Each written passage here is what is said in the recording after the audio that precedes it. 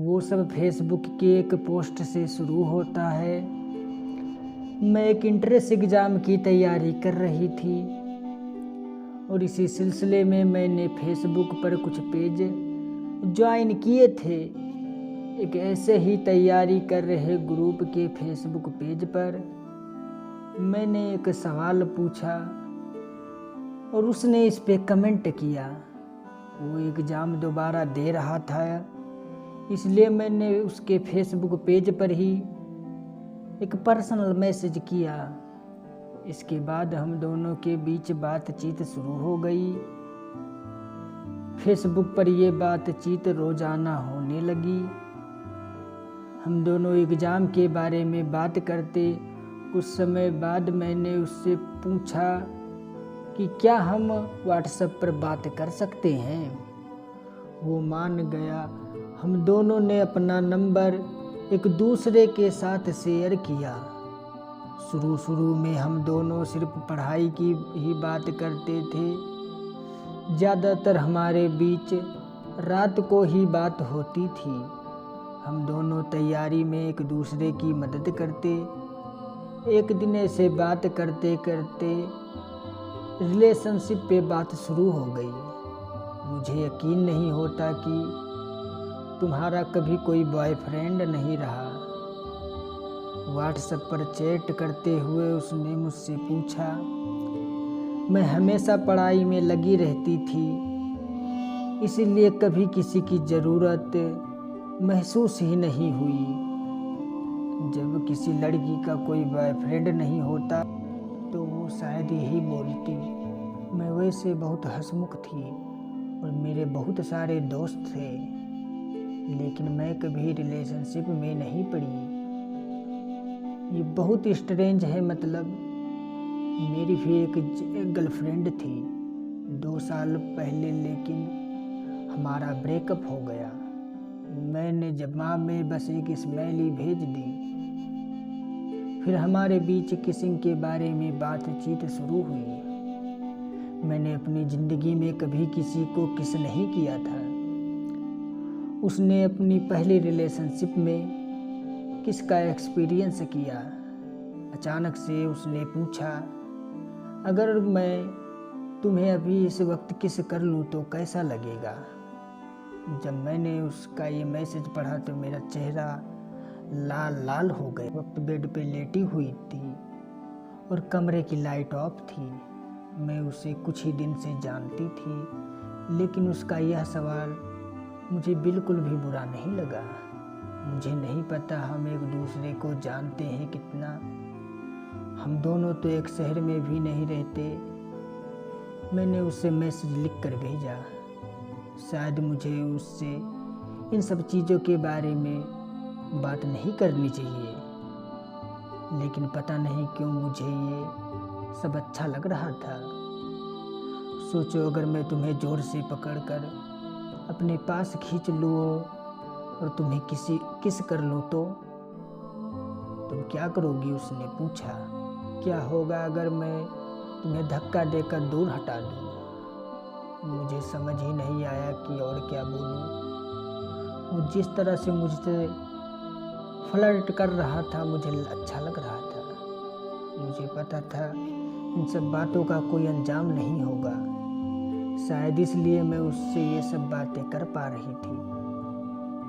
फिर मैं तुम्हें और ज़ोर से पकड़ लूँगा और तुम्हें कुछ नहीं करने दूँगा। मैं अपने होंठ तुम्हारे होंठ पे रख दूँगा और तुम्हें ज़ोर से किस करूँगा। तुम्हें अच्छा लगेगा। जिस वक्त मैंने वो पढ़ा मुझे सच में उसकी ज़रूरत महसूस होने लगी। मुझे शायद वो अच्छा लग रहा था। मैंने एक नोटी स्माइली के साथ उसे लिख कर भेजा। मैं उस वक्त मुस्कुरा रही थी। उस पूरी रात हमने इस तरह की बात की। वो मुझसे फ्लर्ट कर रहा था, कुछ भी सेक्सुअल कहता और मैं वापसी उसे फ्लर्ट करती। ये सब कुछ दिनों तक चलता रहा। फिर हमने स्काइपी पे बात की। जब हमने स्काइपी पे बात करनी शुरू की, सब कुछ बदलने लगा। हम दोनों एक दूसरे के लिए सीरियल होने लगे। और 20 दिन के अंदर सब कुछ बदल गया और इस तरह वो मेरा पहला बॉयफ्रेंड बना। हम दोनों का एंट्रेंस एग्ज़ाम 16 अक्टूबर को दिल्ली में था। हम दोनों ने फैसला किया हम दोनों दिल्ली में मिलेंगे और एक रात एक दूसरे के साथ किसी होटल में रहेंगे। हम दोनों के बीच सब कुछ अच्छा चल रहा था और हम सेक्स के बारे में बात करते थे, लेकिन दिल्ली जाने के एक हफ्ते पहले ही उसने कहा मुझसे नहीं मिल सकता क्योंकि उससे कोई बहुत ज़रूरी काम है और उसे एग्ज़ाम देने के बाद फ़ौरन वापस जाना होगा। मुझे बुरा तो लगा लेकिन मैं कुछ कर नहीं सकती थी। उस पूरे हफ्ते में उसे मनाती रही कि किसी तरह वो अपना काम बाद में कर ले और हम मिल सके। उसने कहा कि वो दिल्ली आने से बस एक दिन पहले ही अपना पक्का प्रोग्राम बता सकता है। इस बात को लेकर हमारी लड़ाई भी हुई और मुझे यकीन हो गया कि हम मिल नहीं पाएंगे। मैं दिल्ली गई और अपना एग्ज़ाम दिया। जैसे ही एग्ज़ाम ख़त्म हुआ मेरे पास उसका फ़ोन आया कि वो मुझसे एक दिन के लिए मिल सकता है। तो हमने 17 की सुबह मिलने का फ़ैसला किया। मुझे अभी उस पर यकीन सा नहीं हो रहा था। मैं बहुत ज़्यादा उम्मीद नहीं बांधना चाहती थी क्योंकि मुझे भरोसा था कि वो मिलने नहीं आएगा, लेकिन वो आया। सुबह 10 बजे हम हौज खास मेट्रो स्टेशन पे मिले। वो हमारी पहली मुलाकात थी और मुझे लग रहा था कि ऐसे मिलना बहुत ही आस्वाद होगा, लेकिन वो बिल्कुल भी आस्वाद नहीं था। हम दोनों के बीच का अफेक्शन उस मुलाकात में भी था। हम कुछ देर बाहर यहाँ वहाँ घूमे और फिर कनॉट प्लेस गए। वहाँ कुछ खाने के बाद हमने होटल ढूंढना शुरू किया। एक अच्छे होटल में हमने एक रूम बुक किया।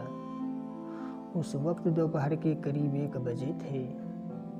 हम कमरे में जाकर फ्रेश हुए और वहीं बैठ गए। मेरा दिल जोर जोर से धड़क रहा था।